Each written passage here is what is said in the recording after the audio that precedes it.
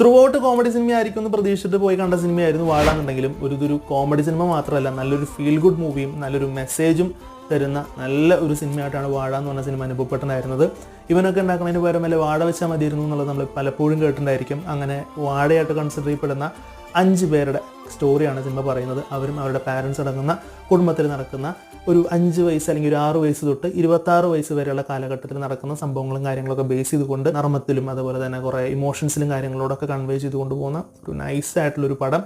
Performance കൊണ്ടും technical side കൊണ്ടും script direction എല്ലാം കൊണ്ടും വളരെ മികച്ച് നിൽക്കുന്ന ഒരു സിനിമയായിട്ടാണ് തോന്നിയിട്ടുണ്ടായിരുന്നത്. 2-2.25 മണിക്കൂറിനുള്ള ഒരുപാട് കാര്യങ്ങൾ സിനിമ നമ്മളിലൂടെ കൺവേ ചെയ്തു പോകുന്നുണ്ട്. ചിരിക്കാനും ചിന്തിപ്പിക്കാനും തുടങ്ങിയിട്ടുള്ള ഒരുപാട് കാര്യങ്ങളും ഈ ഒരു സിനിമയിലൂടെ പറഞ്ഞു പോകുന്നുള്ളതെന്ന് പറഞ്ഞുകൊള്ളട്ടെ. അപ്പോൾ തീർച്ചയായിട്ടും ഇത് തിയേറ്ററിൽ പോയിട്ട് കണ്ട് എൻജോയ് ചെയ്യേണ്ട ഒരു മൂവിയാണ്. ഇതൊരു യങ്ങർ ജനറേഷനെ മാത്രം ടാർഗറ്റ് ചെയ്തിട്ടുള്ള ഒരു സിനിമയല്ല, പാരൻസും കണ്ടിരിക്കേണ്ട ഒരു സിനിമ തന്നെയാണ്. കാരണം സംതിങ് ഈ ഒരു സിനിമയിൽ നിങ്ങൾക്കുള്ളതുണ്ട് എന്നുള്ളത് തന്നെയാണ് ഈ ഒരു സിനിമയെ